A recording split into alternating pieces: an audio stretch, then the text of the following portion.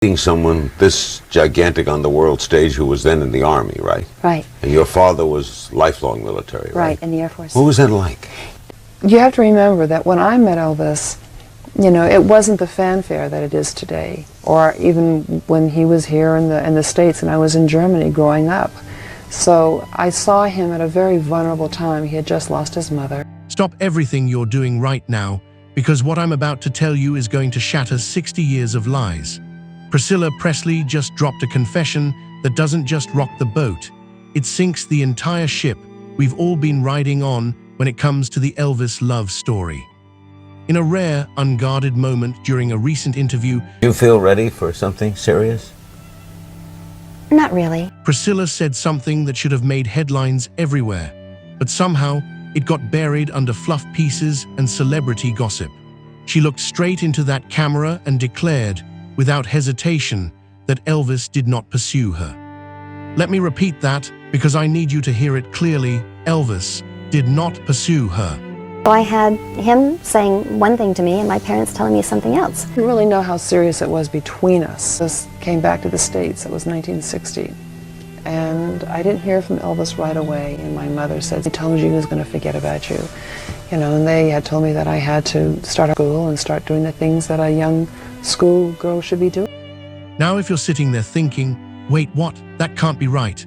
You're having the exact same reaction I had when I first caught this. Because everything, and I mean everything, we've been told about their relationship is built on the foundation that Elvis was the one chasing after young Priscilla.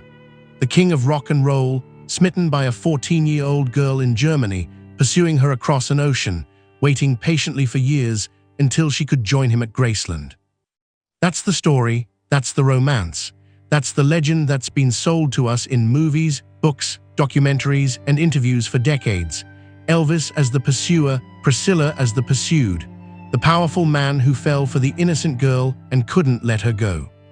But according to Priscilla herself, complete fiction. Now here's what makes this confession so explosive. This isn't some slip of the tongue. This isn't a misquote or taken out of context. When she said Elvis didn't pursue her, she said it with the kind of certainty that only comes from someone who was actually there, someone who lived it, someone who knows exactly what happened in those rooms, during those phone calls, in those moments that shaped the entire Presley mythology. And folks, if Elvis wasn't the one doing the pursuing, then who was? Because someone was making moves. Someone was orchestrating meetings, phone calls, visits. Someone was ensuring that a teenage girl from Germany ended up living in Memphis as the girlfriend and eventually wife of the most famous man in America. If it wasn't Elvis driving that train, then someone else had their hands on the wheel. And suddenly, everything about their relationship starts looking different, doesn't it? The age gap that always made people uncomfortable, the power dynamics that never quite sat right, the way Priscilla seemed to slide so seamlessly into the Presley world, almost like she belonged there from day one. What if none of that was coincidence? What if none of that was Elvis being a romantic? What if it was something much more calculated, much more deliberate, and much more strategic than any of us ever imagined? Here's the thing that's really eating at me. Priscilla has had 60 years to tell this story, 60 years to set the record straight, 60 years to say, actually, here's what really happened. But she didn't.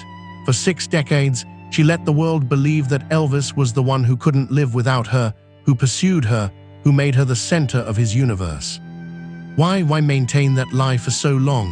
Why let Elvis take the heat for pursuing a child when, according to her own words now, he didn't pursue her at all? And why is she finally telling the truth now? What's changed? What's happening behind the scenes that's forcing her hand? Because timing in celebrity confessions is never accidental. When someone finally decides to blow up their own mythology, there's always a reason. There's always pressure. There's always something bigger at stake. Maybe it's the ongoing legal battles over the estate. Maybe it's Riley Keough finally having the power to ask the hard questions. Maybe it's the fact that everyone who could contradict her story is now gone. Elvis, Vernon, even Lisa Marie. And she's the last one standing with the power to rewrite history on her terms. But here's what really gets me. This confession doesn't just change their love story. it changes everything. Because if Elvis wasn't the pursuer, then the entire narrative we've built around him, the man who fell for a young girl and couldn't let go, crumbles. And if that crumbles, then what else have we gotten wrong? Was Elvis really the one pushing for marriage? Was he really the one insisting she move to Graceland? Was he really the one who shaped their relationship dynamic, or was someone else pulling those strings from the very beginning? And if someone else was orchestrating this whole thing, then we're not just talking about a love story that went wrong. We are talking about something much darker. We're talking about calculation. We are talking about a young woman who wasn't swept off her feet by the king of rock and roll, but who positioned herself to become Mrs. Elvis Presley through her own determination.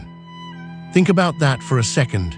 Think about what kind of mindset it takes for a teenager to set her sights on the most famous man in the world and then make it happen, not through being pursued, but through being the pursuer.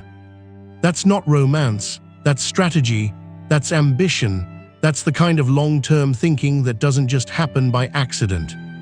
And if Priscilla was capable of that level of calculation at 14, what was she capable of at 24, at 44, at 78?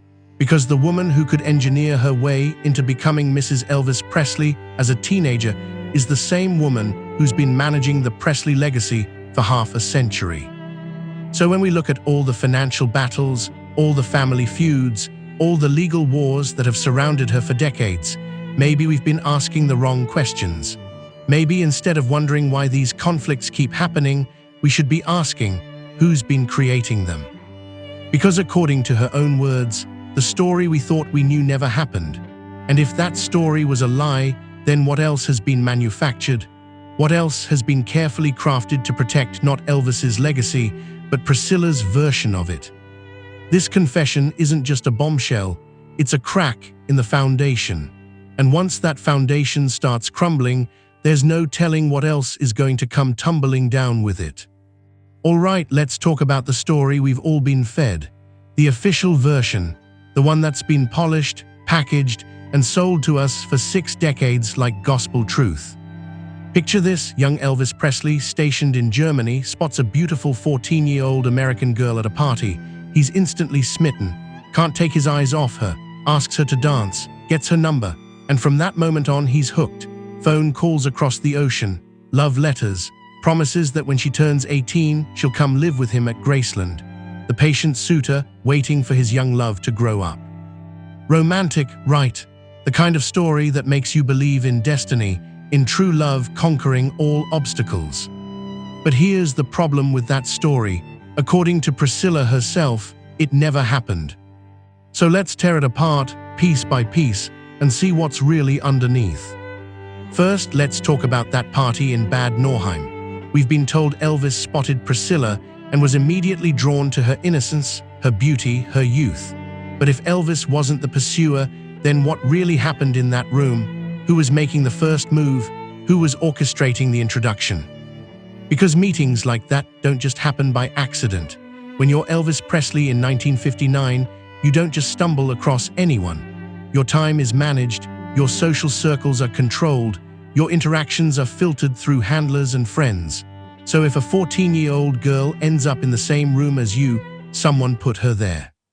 And if Elvis wasn't the one pursuing the conversation, the phone number, the follow-up contact, then who was? Who was working to make sure that connection stuck? Now let's deconstruct the phone calls. We've been told Elvis would call Priscilla from Memphis, sweet conversations between a man in love and his distant girlfriend. But what if those calls weren't initiated by Elvis? What if they were part of a campaign, a deliberate effort to stay connected to the most famous man in the world? Think about it from Priscilla's perspective. You're 14 years old, you've just met Elvis Presley, and you realize you have a direct line to his world. Are you really going to sit back and wait for him to call you? Or are you going to make sure he doesn't forget about you? Are you going to make yourself indispensable? Are you going to become the one person he can count on, can talk to, can trust? That's not being pursued. That's positioning yourself to be pursued. And then there's the Graceland invitation. The story we've always heard is that Elvis couldn't stand being apart from Priscilla any longer. He begged her parents to let her come live with him. He promised to take care of her, to marry her when she was ready, to give her everything she could ever want. But what if that invitation didn't come from Elvis's heart? What if it came from Priscilla's strategy? Because here's what nobody talks about.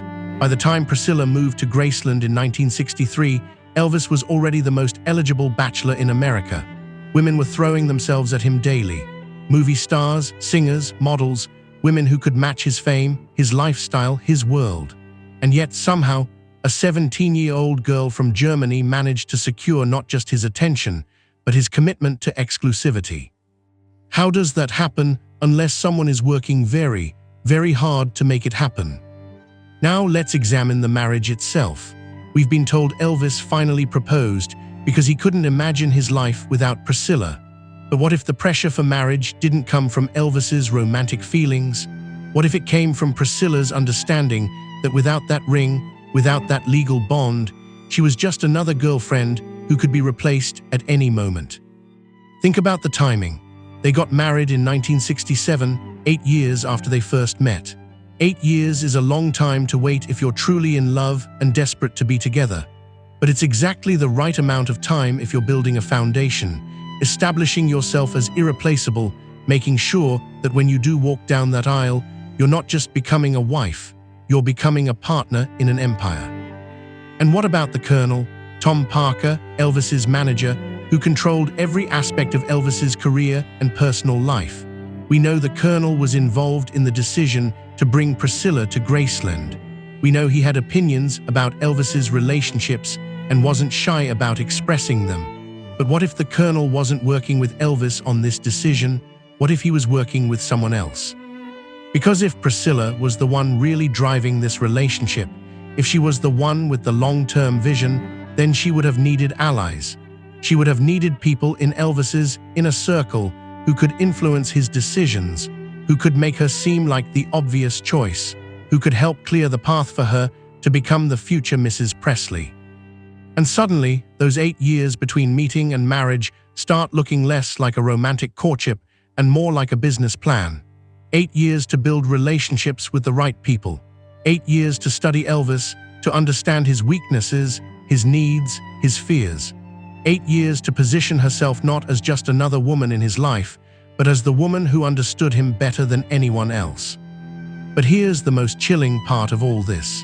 If Priscilla engineered her way into becoming Elvis's wife through strategy rather than being pursued through romance, then every single story we've been told about their relationship is a carefully constructed lie. The innocent girl swept off her feet, fiction. The patient suitor waiting for his love to mature, fiction. The great romance that defined the king of rock and roll's personal life, all of it fiction. And if she was capable of constructing that level of fiction about the most important relationship in Elvis's life, then what else has been manufactured? What other parts of the Presley story have been shaped not by truth, but by Priscilla's version of events? Because once you realize that the foundation story is fake, everything else becomes suspect, and that's when the real questions start. Now that we've torn down the fairy tale, let's build the real story from the ground up. And I'm warning you, what actually happened is going to make you question everything you thought you knew about power, ambition, and how far someone will go to secure their place in history. Here's what really went down in Bad Nauheim, according to people who were actually there. Cary Grant, one of Elvis's closest friends during his army service, told a very different version before he passed away. According to Cary, Priscilla didn't just happen to be at that party. She was brought there specifically because she'd been asking around about Elvis, not the other way around. Think about that. A 14-year-old girl in 1959 Germany, actively seeking out information about Elvis Presley, making it known she wanted to meet him. That's not a shy teenager waiting to be noticed. That's someone with a plan. And here's the kicker. Cary said Elvis wasn't even that interested initially. He was polite, sure, but he was Elvis Presley in his early 20s, surrounded by women who were older, more sophisticated, more his speed. A 14-year-old wasn't exactly catching his attention the way the official story claims. But Priscilla, she was persistent. According to multiple people in Elvis's circle, she kept finding ways to be around. She'd show up at places where she knew he'd be. She'd befriend the right people. She'd position herself as the sweet, innocent American girl who understood him in ways the German girls couldn't. And slowly, methodically, she made herself indispensable. Red West, another member of Elvis's inner circle, shared something before his death that's absolutely chilling. He said Priscilla had an almost photographic memory for everything Elvis liked, everything he said, every preference he mentioned. She'd remember conversations from weeks earlier and bring them up at just the right moments. She knew his favorite foods, his favorite movies, his fears about his career, his worries about his mother's death.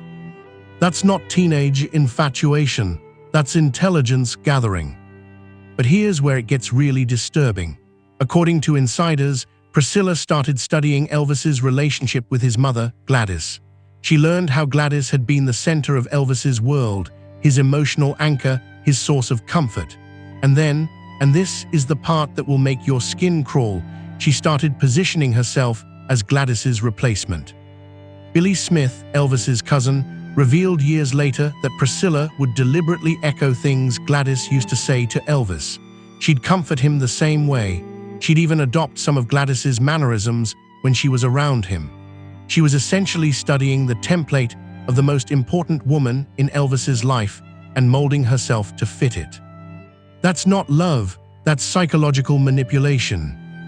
And it worked, because by the time Elvis realized what was happening, Priscilla had made herself so central to his emotional world that removing her would have meant facing the grief of losing his mother all over again. She'd become his security blanket, his emotional crutch, his substitute for the one person he could never replace. Now let's talk about the move to Graceland. We've been told Elvis begged Priscilla's parents to let her come live with him, but according to family members who are still alive, that's not how it happened. Priscilla's stepfather, Paul Beaulieu, was the one pushing for the arrangement. He saw an opportunity for his stepdaughter to secure a future with the most famous man in America, and he wasn't about to let that slip away. The negotiations weren't about love. They were about terms, about what Priscilla would get in return for committing her teenage years to Elvis, about what promises would be made, what guarantees would be given, what financial security would be provided. Elvis, according to people close to him, felt cornered. He'd allowed this girl to become so important to his emotional stability that saying no would have meant admitting he'd been manipulated, and Elvis's pride wouldn't let him face that truth. So instead, he went along with it. He let Priscilla move to Graceland. He let her become the unofficial queen of his world, not because he was desperately in love, but because backing out would have meant admitting he'd been outmaneuvered by a teenager. And then there's the marriage. Lamar Fike, one of Elvis's closest confidants, revealed the truth about that Vegas wedding in 1967. Elvis didn't wake up one morning desperate to marry Priscilla. The pressure came from multiple directions, from Colonel Parker, who wanted Elvis's image cleaned up, from Priscilla herself, who knew her position was vulnerable as long as she remained just a girlfriend, and from the Beaulieu family, who had invested 8 years in positioning their daughter for this exact moment. Elvis felt trapped. He'd built his life around this woman who'd made herself essential to his emotional well-being, and now everyone was telling him it was time to make it official. So he did what he always did when he felt cornered. He gave in. But here's the most heartbreaking part of all this. According to people who knew Elvis best, he started realizing the truth about his relationship with Priscilla years before he died. He began to understand that he'd been manipulated, that his emotions had been weaponized against him, that the woman he'd married had never really loved him the way he'd loved his mother. That's why the marriage fell apart so quickly. That's why Elvis started pulling away emotionally almost immediately after the wedding. That's why he threw himself into other relationships, other distractions, anything to avoid facing the reality of what his marriage really was. Joe Esposito, Elvis's road manager and closest friend, said something that still gives me chills. Elvis told me once that he felt like he'd been living someone else's dream, not his own. Someone else's dream, Let that sink in for a moment. Because if that's true, then everything we've believed about Elvis and Priscilla isn't just wrong, it's backwards. The innocent girl who captured the heart of the king, she was the architect, the romantic pursuit that defined their relationship. It was a calculated campaign, the great love story of rock and roll. It was a business arrangement disguised as romance. And the woman who's been telling this story for 60 years, she's been the author of the biggest deception in entertainment history. So here's the million-dollar question. After 60 years of maintaining this fiction, why is Priscilla Presley finally telling the truth now? What's happening behind the scenes that's forcing her to blow up her own carefully constructed mythology? Because make no mistake, this confession didn't happen by accident.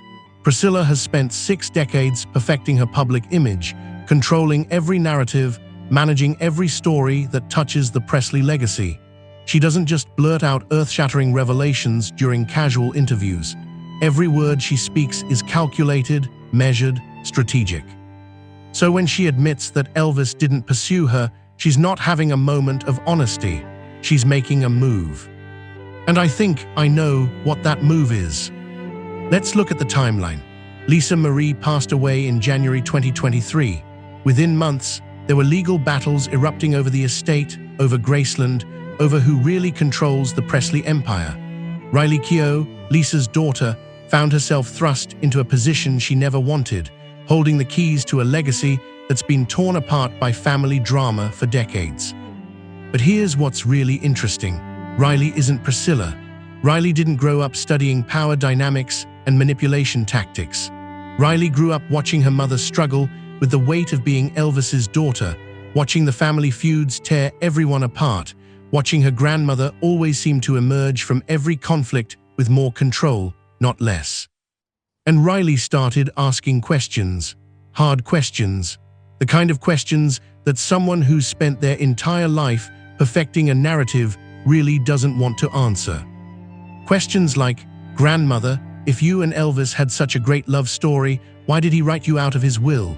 Questions like, "If you were really protecting his legacy, why did Mom spend so much of her life trying to get away from you?" Questions like, "How exactly did you end up controlling so much of an estate that was never supposed to be yours?" Those aren't accusations. Those are the questions of someone who's finally old enough, finally in a position of power to demand real answers instead of polished stories. And Priscilla knew those questions were coming. She could see the writing on the wall. Riley wasn't going to be another Lisa Marie, someone who could be manipulated, controlled, kept at arm's length while grandmother managed the empire. Riley was going to dig. Riley was going to demand transparency. Riley was going to want the truth. So Priscilla did what she's always done when she's felt cornered. She got ahead of the narrative. She controlled the story before someone else could control it for her. By admitting that Elvis didn't pursue her, she's essentially saying, "Look, I was the one with agency in this relationship. I was the one making decisions. I was the one in control." It's a power move disguised as vulnerability. But there's something even more calculated happening here. By reframing herself as the pursuer rather than the pursued, Priscilla is also rewriting the entire power dynamic of her relationship with Elvis. She's no longer the young girl who was swept up in something bigger than herself. She's the architect of her own destiny, the woman who saw an opportunity and seized it. And you know what that means? It means she's not a victim of the Presley legacy, she's its author, which gives her the moral authority to continue controlling it, even now, even after everyone else is gone. Think about the genius of this move. For 60 years, critics have been able to say, well, Priscilla was just a child when she got involved with Elvis. She didn't know what she was getting into. She was manipulated by older, more powerful people. But if she admits she was the one doing the pursuing, the one making the strategic moves, then she can't be painted as a victim anymore. She becomes the mastermind, and masterminds get to keep their empires. But here's what really concerns me about this timing. Riley Keough isn't just Elvis's granddaughter, she's also an accomplished actress, a woman who understands how stories work, how narratives are constructed and deconstructed. She's not going to be satisfied with surface-level explanations or polished PR statements. And if Riley starts digging deeper into the family history, starts demanding documentation, starts asking for proof of all the decisions that have been made over the decades, what else might she uncover? What other carefully constructed stories might fall apart under real scrutiny? Because if the foundational love story was a lie, then what about the business decisions? What about the estate management?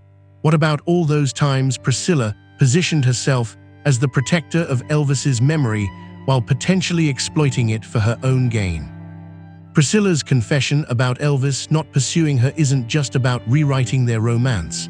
It's about getting ahead of a much bigger reckoning that's coming. It's about controlling the narrative before Riley or someone else starts uncovering truths that Priscilla can't spin, can't manage, can't manipulate. And that's what makes this confession so chilling. It's not honesty, it's damage control. It's the opening move in what might be the final battle for control of the Presley legacy. Because 60 years ago, a 14-year-old girl set her sights on becoming Mrs. Elvis Presley, and she made it happen through strategy, manipulation, and sheer determination. And now, at 78, that same woman is using those exact same tactics to make sure she remains the queen of an empire she was never supposed to inherit. The question is, will it work this time? Or has she finally met her match in a granddaughter who's not willing to play by grandmother's rules? Or do you think, is Priscilla finally telling the truth? Or is this just another calculated move to stay in control? Drop your thoughts below because this story is far from over.